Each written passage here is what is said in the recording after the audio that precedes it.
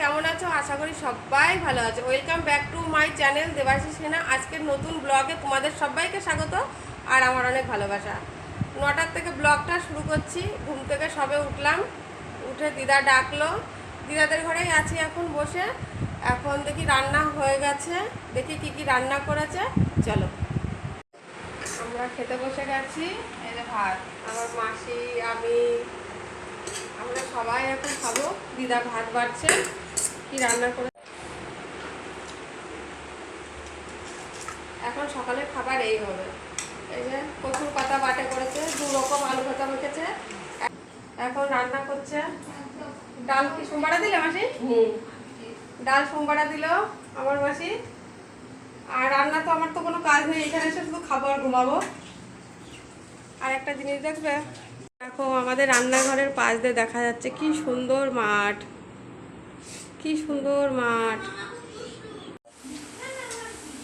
কি ভাবছে মাসি? আলু ভাজা, আলু ভাজা আর এদিকে পটল দেখাচ্ছে।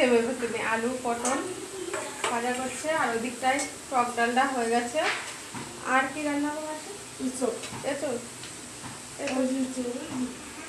দুপুরটা আর এঁচড় রান্না হবে আজকে দুপুরবেলা। এই খাওয়া দাওয়া হবে। এই যে এঁচড় আমার মাসি রান্না করছে আজকে। আলু দিয়ে এঁচড় দিয়ে তরকারি হবে, আলু ভাজা করছে, পটল ভাজা আর টক ডাল, আম ডাল। 3টে বাজে। এখন ঘুম থেকে উঠে স্নান করে এখন ভাত খেতে আসবো। ভাত বেড়ে দিয়েছে।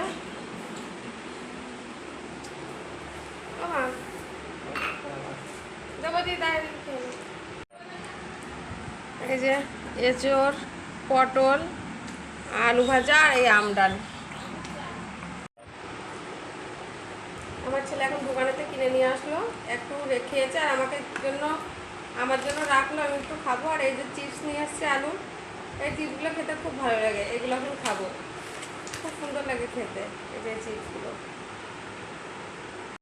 রেডি হয়ে গেছি, এবার একটু বাজারে যাব। আমি আর মাসি যাবো এখন বাজারে। চলো বাজার করতে চলে এসেছি, মানে মাঠেই হাট বসেছে আর আমাদের বাড়ির থেকে একটুখানি বাজার। তা চলে আসলাম বাজারে। তা বাবাকে ফোন করে ডেকে নিলাম, বাবাকে বললাম আসো বাজার করব। তা হচ্ছে যে সবজি বাজারগুলো বেশ মানে এখনও করিনি, মানে করবো আর কি। আর দেখছি কত সুন্দর সবজিগুলো কত সুন্দর লাগছে দেখতে। আর কত লোক, এখনও অনেকটাই বেলা আছে, অনেক লোক বেশ বাজারঘাট করছে, বেশ ভালোও লাগছে দেখতে। বাড়ি চলে আসলাম আর বাজারে যে কত সবজি, ভাবছি কোনটা থেকে কোনটা নেব। তা আসার পথে একটা লাউ নিয়ে নিলাম। তো আবার মাসি বললো ফুচকা খাওয়ার কথা। তা ফুচকা খাবো কী করে, হাতে ধরা ব্যাগ রয়েছে। তা ফুচকা খাইনি, বাড়ির পাশের থেকে ওই কাকার কাছ থেকে ফুচকা কিনে নিয়ে চলে আসলাম বাড়িতে বসেই খাবো, সবাই ছেলে আছে। তা মাসি বললো ফুচকা খাওয়ার কথা, তখন বাড়ি মানে হাটে প্রচণ্ড গরম, আমার এত কষ্ট হয়ে গেছে, সে আগে ফ্যান চালিয়ে নিয়ে বসে পড়লাম, তারপর ফুচকা খাবো। এই ফুচকাগুলো নিয়ে আসলাম, এবার ফুচকাগুলো খাবো, খেয়ে তারপরে আবার একটু বসবো। ফ্রেশ হয়ে চলে আসলাম, একটু বেশ হাত পা ধুয়ে। আর কালকে এসেছি, তোমাদেরকে জানাইনি, মানে বলা হয়নি যে বগুলায় আসছি। হঠাৎ করে চলে আসলাম বগুলায়। মায়ের শরীরটা ভালো না তো, ওর জন্য আসলাম। তা এখন ভাবছি যে কি করব। এখন তো রান্না নেই, আর আমার মাসি আছে, দিদা আছে, ওরাই রান্না করবে। না কি করছিস তুই?